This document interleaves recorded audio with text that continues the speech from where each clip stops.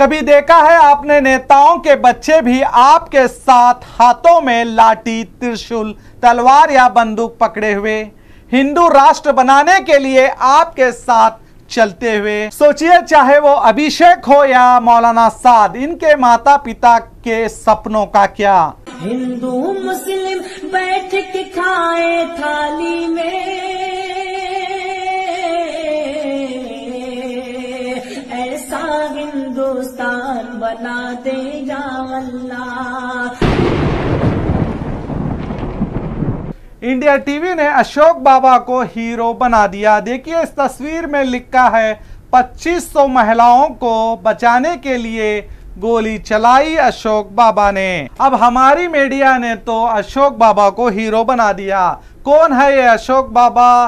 कोई IAS officer है या कोई सेना का जवान है? कौन है जिसके हाथ में ऑटोमेटिक बंदूक है? बंदूक कहां से आई? जब इसी टीवी के जर्नलिस्ट ने सवाल किया तो इसने बताया कि ये इसकी लाइसेंस की रिवॉल्वर थी और उसने लोगों की रक्षा करने के लिए गोली चलाई, तो मैंने कोई गुनाह नहीं किया, ये अशोक बाबा का कहना है। और अशोक बाबा पेशे से वकील भी हैं और गाय रक्षक भी। अब ऐसी क्या वजह हुई जो ये अशोक बाबा को गोली चलानी पड़ी, जबकि वहां पर पुलिस मौजूद है और पुलिस के जवान अपनी खुद की बंदूकों को गले में लटकाए हुए हैं, जो आप वीडियो में देख सकते हैं। और बाबा को 2500 महिलाओं की जान बचाने के लिए क्या गोली चलाने छोड़ दिया है, जबकि पुलिस के जवान कह रहे हैं हम यहाँ पर हैं। फरीदाबाद का बजंगदड़ का अशोक बाबा मंदिर के अंदर से गोली चलाने की बात तो इसने कबूली है।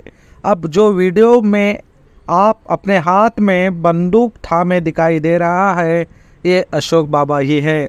अब मंदिर की बात तो समझ में आई, अब रास्ते में बंदूक थामे ये क्या कर रहा था? इस पर कोई कार्रवाई होगी या इस पर कोई मीडिया आवाज उठाएगी? इस दंगे के दौरान कई नौजवानों के हाथों में बंदूक भी दिखाई दी, मगर गोदी मीडिया उसे नहीं दिखा रही है।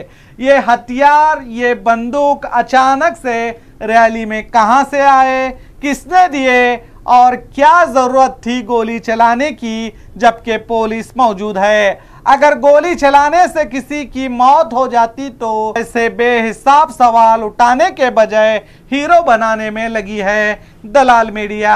आज युवाओं को हीरो इसलिए बनाया जा रहा है क्योंकि हीरो बनाएंगे तो तभी ये रास्ते में नौजवान आएंगे, एक मजहब के खिलाफ नफरत बांटते हुए दिखाई देंगे। कभी देखा है आपने नेताओं के बच्चे भी आपके साथ हाथों में लाठी, त्रिशूल, तलवार या बंदूक पकड़े हुए हिंदू राष्ट्र बनाने के लिए आपके साथ चलते हुए? आप देख भी नहीं पाओगे, क्योंकि देश के गरीबों को ही ये नफरत बांटने वाले अपना मोहरा बनाते हैं और बनाते आ रहे हैं। वो गरीब नौजवानों का इस्तेमाल करेंगे, क्योंकि इसी तरह के दंगों में कोई हिंदू मरता है तो वो उनका अपना ना हो, इसीलिए आपके दिमाग में नफरत का गोबर भर दिया जाता है और आप मारने मरने तैयार हो जाते हैं। अब देखिए, इस दंगे में जो तस्वीर आप देख रहे हैं ये है अभिषेक की।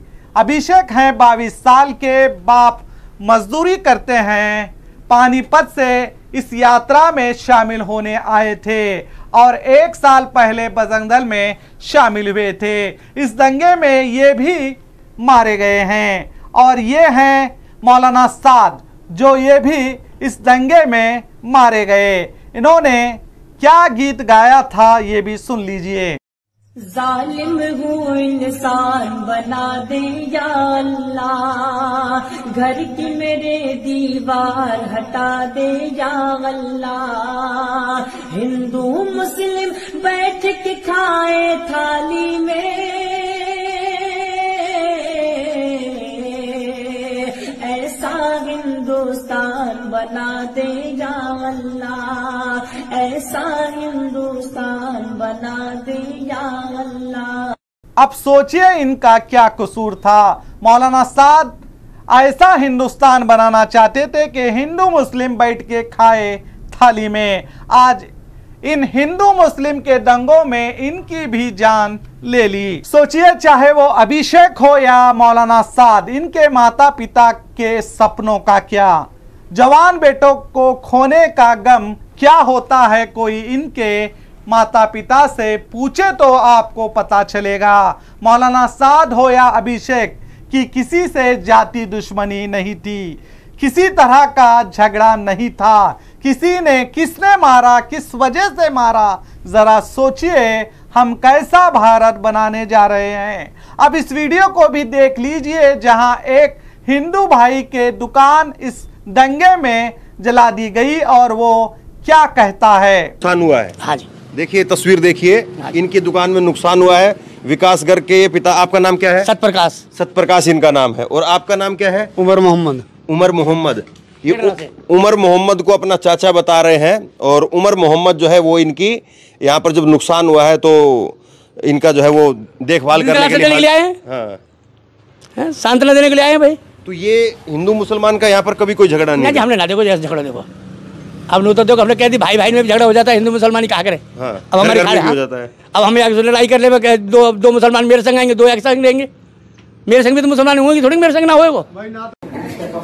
नमस्कार साथियों, मेरा नाम है करण सिंह, गांव सलम्बा, तहसील लूहू, जिला मेवात। क्योंकि मेवात क्षेत्र में आता है तो अक्सर दूसरे क्षेत्र के लोगों को ऐसा लगता होगा शायद कि मेवात क्षेत्र में मेवात के जो लोग हैं वो हम हिंदुओं के साथ बहुत ज्यादा अत्याचार करते होंगे, उनके साथ छेड़खानी करते होंगे, अन्य कुछ करते होंगे। जबकि यहाँ पर जितने भी ये लोग, बाहर के लोग ये ऐसा करते हैं हमारे मेवात क्षेत्र को बदनाम करने के लिए और यहाँ के माहौल को खराब करने के लिए किया जा रहा है। अभी कल परसों जो यहाँ पे हादसा हुआ है, ये हमारे मेवात क्षेत्र के यहाँ पे बहुत ही कम लोग, क्योंकि शहर है, हमारे लोग तो वहाँ पे रहेंगे ही, लेकिन ये जो गड़बड़ हुई है, ये सारा मामला खराब हुआ, ये बाहर के क्षेत्र के लोगों ने यहाँ पर किया है। इसकी पूरी तरीके से सरकार जांच करे और उनके खिलाफ जो भी कार्यवाही हो उचित कार्यवाही करे। सुना, आज तक मेवात में हिंदू मुसलमान का झगड़ा नहीं हुआ और यहाँ हिंदू मुस्लिम किस तरह प्यार मोहब्बत से रहते हैं। तो सवाल ये उठता है, दंगा किस लिए किया गया? क्यों दंगे से पहले एक धर्म को मारने की, काटने की, उनके कारोबार को ना करने की, उन्हें शहर छोड़कर जाने की बात कही गई और पुलिस प्रशासन खामोश तमाशाई की तरह इन दंगा भड़काओ भाषणों के रैली में चलता दिखाई दे रहा था। क्यों कानून तोड़ने वालों पर पहले ही कार्रवाई नहीं की? ऐसे बेहिसाब सवाल हैं, मगर अफसोस के आज कोई जवाब देने वाला दिखाई नहीं देता। हथियार हाथ में उठाए दंगे में शामिल होने वाले, चाहे वो हिंदू हो या मुस्लिम, इन सब पर कार्रवाई होनी चाहिए और इस दंगे के जो भी मास्टरमाइंड हैं, इसका सच भी जनता के सामने आना चाहिए। क्या इस दंगे का सच सामने आएगा? मैं तो देश के हर नौजवान से यही कहूंगा, अपने माता पिता के सपनों को पूरा करे, क्योंकि इस गंदी राजनीति में गरीब वोटर्स ही मरता है और सत्ता में बैठे नेताओं का कोई इन दंगों में नहीं होता। तो ये था भारत का सच। अगर आपने अभी तक हमारे चैनल को सब्सक्राइब नहीं किया तो अभी कीजिए और अपनी राय नीचे कमेंट में जरूर दीजिए और इस न्यूज़ को अपने व्हाट्सएप ग्रुप के जरिए दूसरों तक भी पहुंचाइए और देखते रहिए द रियल फेस।